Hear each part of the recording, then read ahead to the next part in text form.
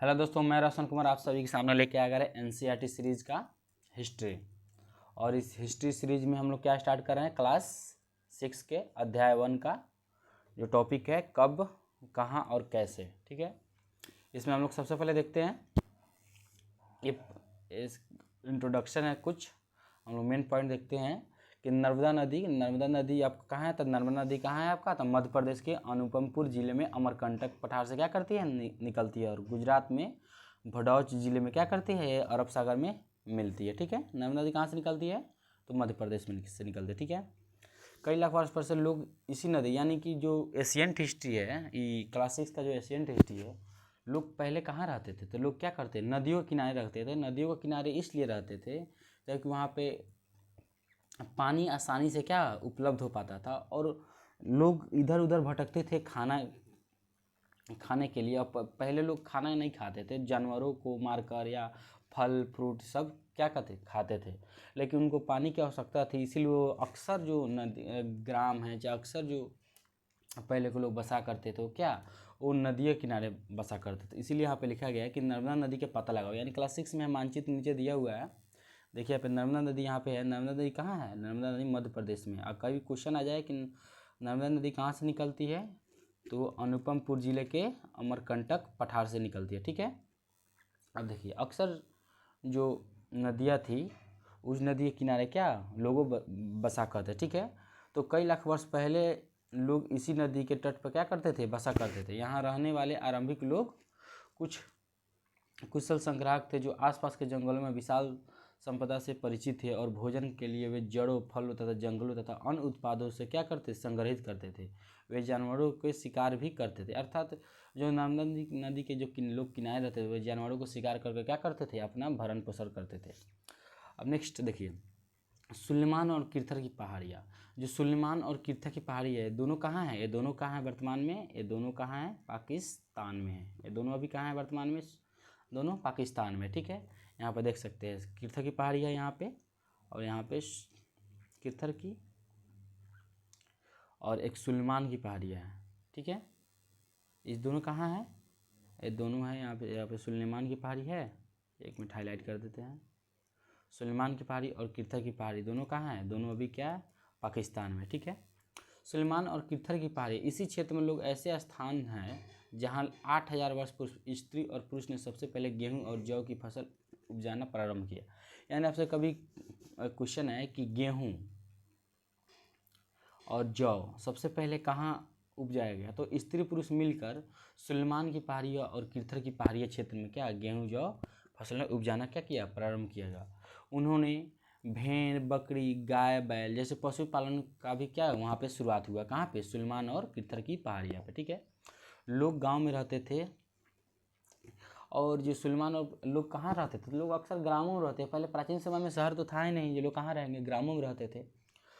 जो गारो की पहाड़ियाँ है, गारो तथा मध्य भारत में विंध्य की पहाड़ियाँ।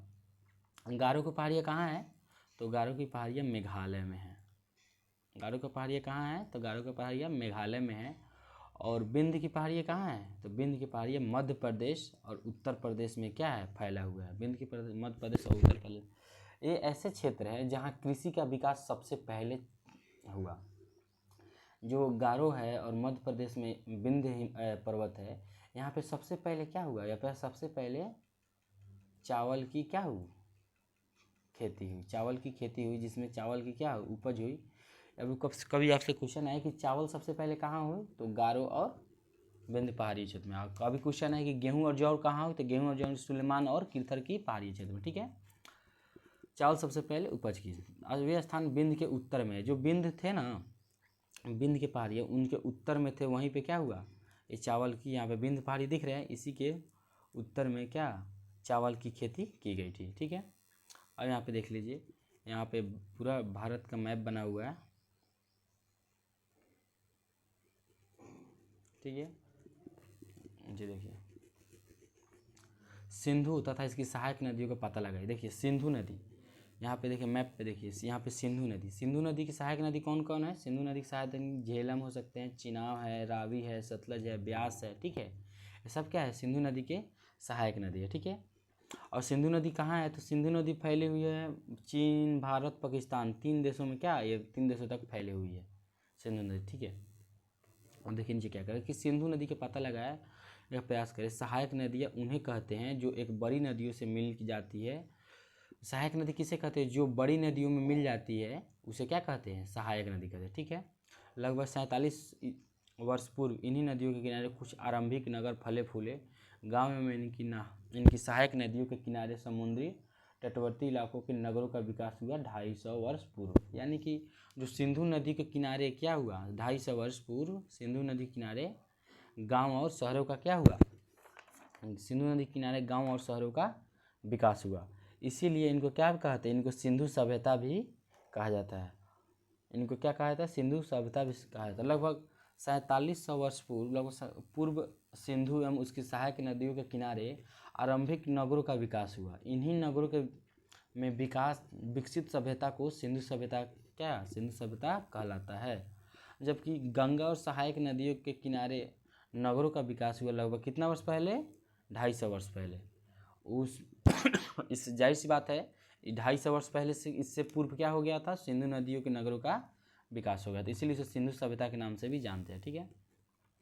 गंगा उसकी सहायक नदियाँ क्या है, सोन नदी है। यानी गंगा का जो दक्षिणी इन नदियों के आसपास जो क्षेत्र हैं उसे क्या कहते हैं, मगध कहते हैं। मगध जो वर्तमान में अभी क्या है, वर्तमान में उसे बिहार के नाम से ही जाना जाता है। मगध के जो शासक तो क्या थे, बहुत शक्तिशाली थे। मगध के शासक सबसे शक्तिशाली शासक कौन थे, तो सबसे शक्तिशाली शासक मगध के थे, ठीक है। सबसे शक्तिशाली कहाँ के थे, तो सबसे शक्तिशाली शासक कहाँ के थे, तो मगध के थे। देखिए नीचे आइए। अब यहाँ पे एनसीईआरटी में दी हुई है कि हमारे देश का नाम भारत कैसे पड़ा। तो आप बहुत वीडियो देखे होंगे, चाहे कहीं पढ़े होंगे, उतना आपको अच्छा समझ में नहीं आएगा। जबकि यहाँ पे देखिए कितना अच्छा से एनसीईआरटी एक्सप्लेन करती है कि अपने देश के लिए प्रायः हम इंडिया तथा भारत शब्द जैसे नामों का क्या करते हैं, इस्तेमाल करते हैं, ठीक है। जैसे नामों का प्रयोग करते हैं, क्या इंडिया और भारत जैसे नामों का प्रयोग करते हैं। इंडिया शब्द इंडस से निकला है। इंडिया शब्द कहाँ से निकला है, इंडिया शब्द इंडस से निकला है, जिसे संस्कृत में सिंधु कहा जाता है। और इसे संस्कृत में क्या कहा जाता है, इसे संस्कृत में सिंधु कहा जाता है। अपने एटलस यानी मैप को देखिए, ईरान और यूनान, ठीक है। ईरान और यूनान के बारे में कहा जा रहा है कि जो ईरानी लोग आए और यूनानी लोग आए 2500 वर्ष पूर्व, जो ईरानी लोग और यूनानी लोग उत्तर पश्चिम कहाँ है, उत्तर प्रदेश मैप में उत्तर पश्चिम के तरफ में क्या ईरान और यूनान देश है। वहाँ से जो लोग आए वो क्या कहे, ईरानियों और यूनानियों ने सिंधु को हिंदोस्त अथवा इंदोस कहा। जो सिंधु है उनको क्या है, जो सिंधु नदी हम लोग अभी पढ़े हैं उसको इंदोस कहा। इसी नदी के पूर्व में स्थित भूमि को इंडिया कहा। जो सिंधु नदी के पूर्व में कौन थे, सिंधु नदी के पूर्व में थे भारत। तो जो पूर्व में स्थित जो भूमि थे उसको यूनानी लोगों ने क्या कहा, इंडिया कहा। यानी हमारा इंडिया मुख्यतः किसका नाम का देश है, तो मुख्यतः इस देश का नामकरण क्या है, ईरान और यूनानियों के द्वारा किया गया है। भारत नाम का प्रयोग सबसे पहले उत्तर पश्चिम में रहने वाले लोगों को एक समूह के लिए किया जाता था। इस समूह का उल्लेख संस्कृत की आरंभिक लगभग 35 वर्ष पुरानी कृति ऋग्वेद में मिलता है। यानी कि जो हम लोग भारत शब्द का इस्तेमाल करते हैं इसका प्रमाण कहाँ पे मिलता है, ये प्रमाण इसका ऋग्वेद में मिलता है। और ये क्या कहते हैं, ये समूह संस्कृति आरंभ कहाँ पे मिलता है, ये इसका ऋग्वेद में। एक ऐसा समूह है जो उत्तर पश्चिम में रहते थे, कुछ समूह, उनको क्या कहा जाता था, भारत कहा जाता। इसी के नाम पर आज इंडिया को भारत भी कहा था। इसका प्रमाण कहाँ मिलता है, इसका प्रमाण ऋग्वेद में भी मिलता है। बाद में इस प्रदेश का देश के लिए इस्तेमाल किया जाने लगा, ठीक है। अतीत, अच्छा हम लोग कैसे पता करें कि अतीत के बारे में क्या होता था, अतीत में कैसे कुछ होता था, क्या होता था अतीत में। देखिए अतीत के बारे में कैसे जानें। अतीत हमारी जानकारी हम कई तरह से प्राप्त कर सकते हैं। इनमें से एक तरीका है अतीत में लिखी गई वस्तुओं को पुस्तक को ढूंढना। यदि अतीत के जो पुस्तक है उसको पढ़ लेंगे तो हमें अतीत के बारे में पता चल जाएगा। या अतीत पुस्तक को ढूंढना या पढ़ना। ये पुस्तकें हाथ से लिखी होने के कारण इसे पांडुलिपि कही जाती थी। आप अक्सर MCQ बनाइएगा, चाहे कभी देखे होंगे कि पांडुलिपि, तो आपको समझ में नहीं आता कि पांडुलिपि ही होता क्या है। तो पांडुलिपि दरअसल लिपि है वैसा कि जो हाथ से, अभी तो अब अभी जो एनसीईआरटी दिख रहा है, जो इसमें लाइन दिख रहा है, सब क्या है, कंप्यूटर से क्या है, टाइपराइट है, ठीक है। लेकिन पहले क्या होता है, कंप्यूटर तो थे नहीं, तो क्या थे, हाथ से जो टाइप किया जाता था, हाथ से जो लिखा जाता था, उसे क्या जाता था, तो उसे पांडुलिपि कहा जाता था। और वो क्या, और किस पे लिखा जाता है, तो देखिए अंग्रेजी में पांडुलिपि को अंग्रेजी में पांडुलिपि को क्या कहा जाता है, तो मैनुआ क्रिस्ट, क्या कहता है, मैनुआ क्रिप्स, ठीक है। और लैटिन में इसे क्या कहा जाता है, तो मेनू कहा जाता है, क्या चीज़ के, पांडुलिपि को, जिसका अर्थ होता है हाथ से लिखना, ठीक है। पांडुलिपि प्रायः ताड़पत्रों यानी गांव में अभी आप लोग देखे होंगे ताड़पत्रों तथा हिमालय क्षेत्र में उगने वाले भुर्ज नामक पेड़ की छाल, एक कठोर एक पेड़ होता है जिसकी छाल कठोर होती है, उस पर क्या, भुर्ज नामक पेड़ की छाल की विशेष तरीके से तैयार भोजपत्र पर लिखी जाती थी। यानी ताड़ का पत्ता हो गया, ताड़ का पत्ता हो गया, और जो हिमालय क्षेत्र में उपजते थे क्या, भुर्ज नामक जो पेड़ थे, उसके छाल पर क्या किया जाता था, उस देखिए आप उसका एक अच्छा सा चित्र भी क्या है, ताड़ का पत्ता है, ठीक है। ताड़ के पट्टा को क्या करते थे लोग, इकट्ठा करते थे, बांधते थे और उस पर सुखाकर उस पर क्या करते थे, राइटिंग करते थे। यही क्या है, पांडुलिपि, इसी को लोग पांडुलिपि कहा जाता है। अब आपके जहन में आप अच्छा से जानोगे कि पांडुलिपि किसे कहा जाता है।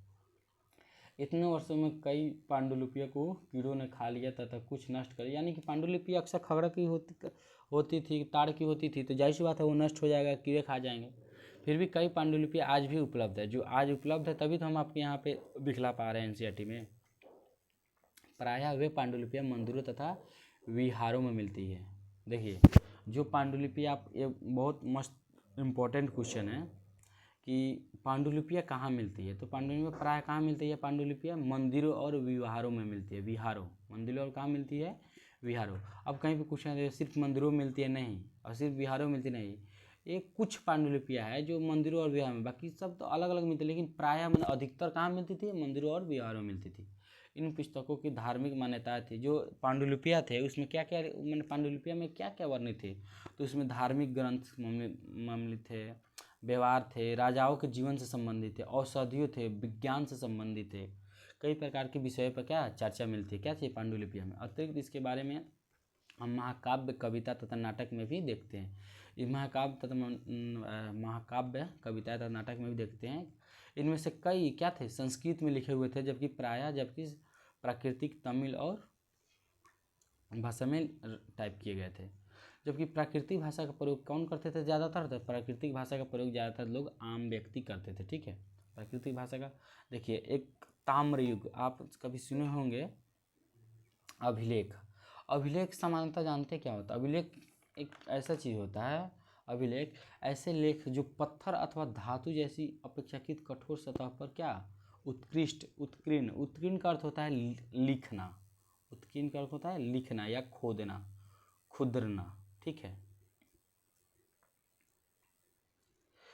जो आप अभिलेख के बारे में जानेंगे, अभिलेख, तो अभिलेख एक ऐसा होता था, कठोर पदार्थ होता है, कठोर पदार्थ होता है, और सामान्यतः यह क्या, यह धातु की होती थी, और इस पर क्या किया जाता है, इस पर खुदेर कर लिखा जाता था। राजाएं अक्सर लिखा करते थे कि लोगों को क्या करें, इस लोगों इसे पढ़ सके, राजा रानियों की कहानियाँ इस पर छपी होती थी, और अन्य लोग के कार्य इस पर छपे हुए थे। अपेक्षाकृत क्या किए थे, उधेर कर लिखे थे, अभिलेख, इसी को अभिलेख कहा था। यानी कि जब भी आप देखिएगा एशियंट हिस्ट्री में, जो लोहे हो गए या ऐसे पदार्थ जो पत्थर होगा, उस पर क्या खदुर कर लिखा जाता था, उसी को क्या कहा था, उसी को अभिलेख का बोला जाता है, ठीक है, उसी को अभिलेख। देखिए यहाँ पे थोड़ा सा हाईलाइट किया गया है कि प्रायः शासकों लड़ाइयों में अर्जित विजयों का लेखा जोखा करते थे। जो अभिलेख पर है ना, प्रायः शासक क्या करते थे, लड़ाई में जो जीतते थे उसी को क्या करते थे, लेखा जोखा अर्जित करने के लिए उस पर खुदेर देते थे, ठीक है।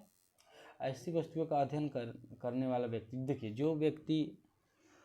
जो व्यक्ति पत्थर और ईंट से बनी इमारतों के अवशेषों, चित्रों तथा मूर्तियों का अध्ययन करते हैं, जो अतीत में पत्थरों पर लिखे कुछ शब्द, ईंटों पर लिखे कुछ शब्द, कुछ ऐसे चित्र मिले, कुछ ऐसे मूर्तियाँ मिली जिनका व्यक्ति अध्ययन करता है, उस व्यक्ति का नाम यहाँ पे दिया गया है पुरातात्विद। क्या नाम दिया गया है, पुरातात्विद। अब आपके कभी जहन में सवाल है कि पुरातात्विद किसे कहते हैं, तो पुरातात्विद उसे कहते हैं जो अतीत के बारे में ईंटें और पत्थरें, चाहे बहुत ऐसे इमारतें के अवशेष हो, मूर्तियों का अध्ययन करती है, उसे क्या कहते हैं? पूरे पुरातात्विद कहते हैं। ठीक है, वे औजारों, हथियारों, बर्तनों, आभूषणों इत्यादि का क्या करते हैं? अध्ययन करते हैं। देखिए अतीत में हमें एक घड़ा है, इसका अध्ययन कोई करे, ये सिक्का है, इसका अध्ययन करे। ये सिक्का क्या चीज़ का है? देखिए यहाँ पे लिखा हुआ है कि जो बाईं ओर है, बाईं ओर एक प्राचीन नगर के क्या है? पात्र है। प्राचीन नगर क्या है? पात्र है। इसी तरह पात्रों का प्रयोग 4700 ईसा पूर्व था। और जो दाईं ओर है क्या है? पुराना एक चांदी का सिक्का है। इसी तरह सिक्कों का प्रयोग 250 वर्ष पहले हुआ। हमारे द्वारा आज प्रयोग में आने वाले सिक्का कैसे भिन्न है? जो आज हमारे जो सिक्का है, अगर 1 रुपये का सिक्का हम लोग लेते हैं, उसका वास्तव में मूल्य 1 रुपये से कम है।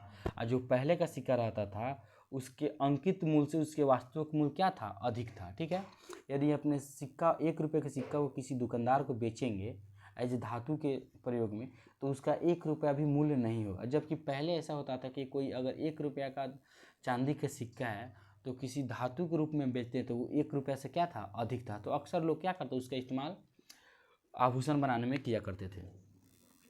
तथा सिक्कों की प्राप्तियों के लिए छानबीन तथा खुदाई भी करते थे। किसके बारे में बात किया जा रहा है? पुरातात्विकों के बारे में बात की जा रही है। इनमें से कुछ वस्तुएं पत्थर तथा पक्की मिट्टी तथा कुछ धातु से बनी होती है। यहाँ पे देख रहे हैं पक्की मिट्टी तथा धातु से बनी होती थी।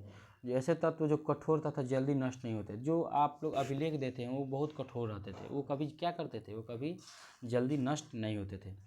पुरातात्विक जानवरों, चिड़ियाओं, मछलियों और हड्डियों के अवशेष भी ढूंढते थे।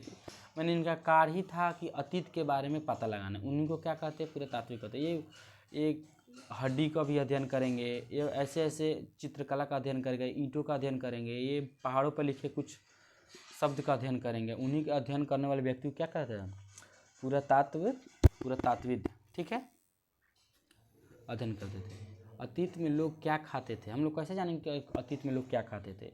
तो वनस्पतियों के अवशेष बहुत मुश्किल से देख, जो वनस्पति थे, वनस्पति जैसे वर्तमान में एक एग्जाम्पल लीजिए, अगर कोई पेड़ आज देख पा रहे हैं, जैसे कि आज आम का पेड़ देख पा रहे हैं, तो अतीत में कोई पेड़ होगा, उसका अवशेष कैसे ढूंढे कि यहाँ यह किस चीज़ का पेड़ है? ठीक है, तो यहाँ पे इसलिए वनस्पतियों का अवशेष बहुत क्या मुश्किल से बचे होते। यदि अन्न के दाने अथवा लकड़ी की टुकड़े जल जाते तो वे जले हुए रूप में बचे ही रहते। पहले तो कोई उसको सुव्यवस्थित करने वाला था ही नहीं, तो अन्न के दाने या लकड़ी कुछ जल जाते, वो क्या थे? तो वो लंबे समय तक क्या बचे रहते थे। ठीक है, तो उसी के आधार पर कुछ वृक्षों का भी पता लगाया गया कि हाँ अतीत के बारे में यहाँ से वृक्ष मिलते हैं। ठीक है,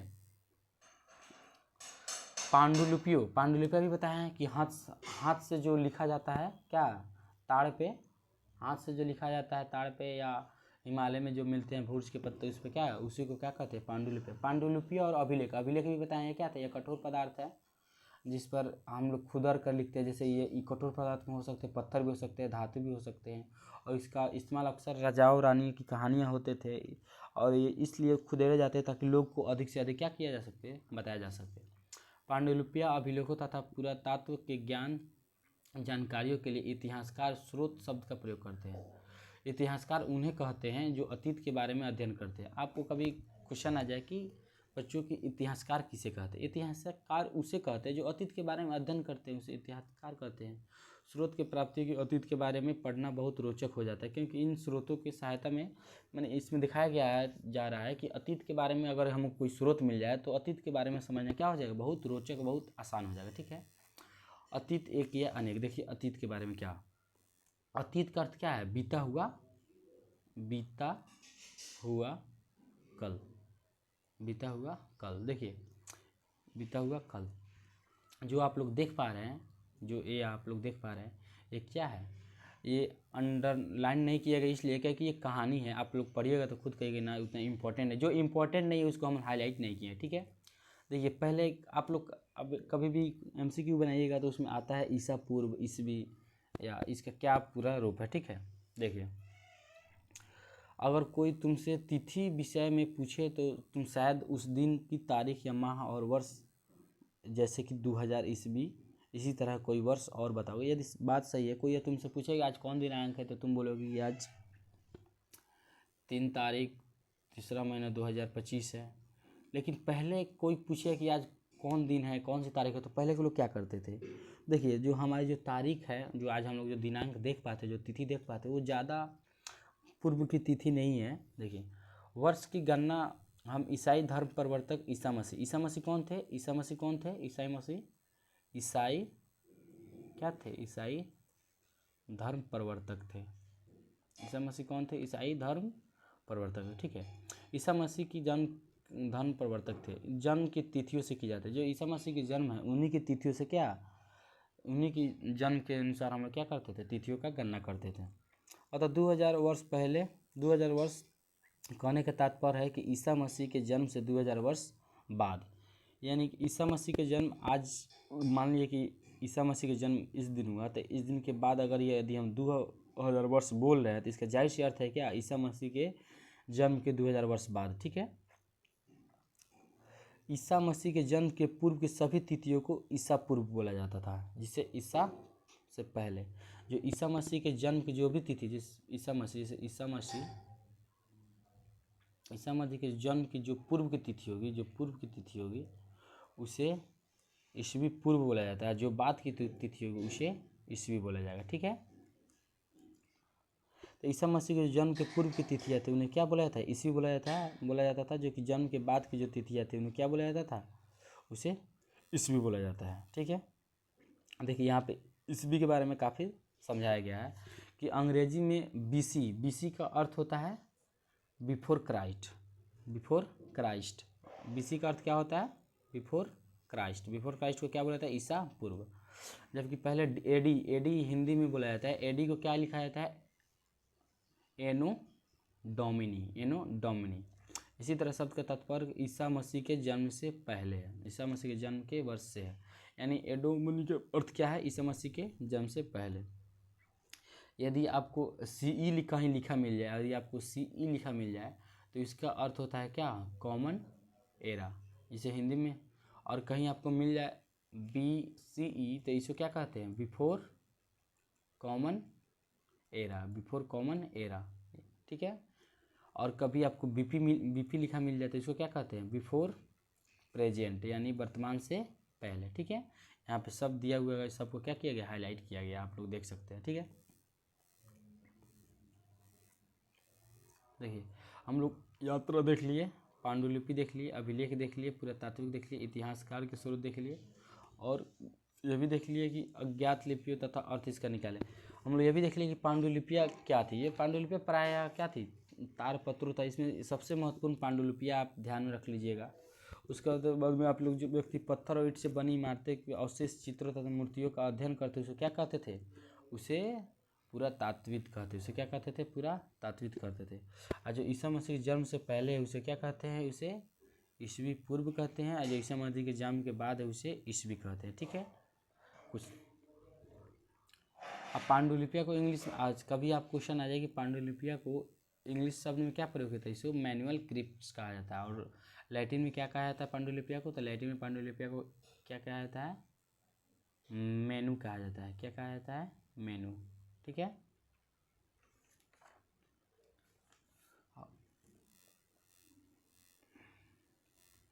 NCERT का क्लास 6 का अध्याय 1 है।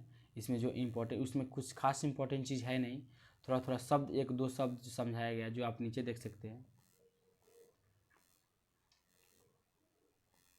देखिए आप जब भी आपको कुछ समझ में नहीं आए तो यहाँ पे कल्पना कीजिए,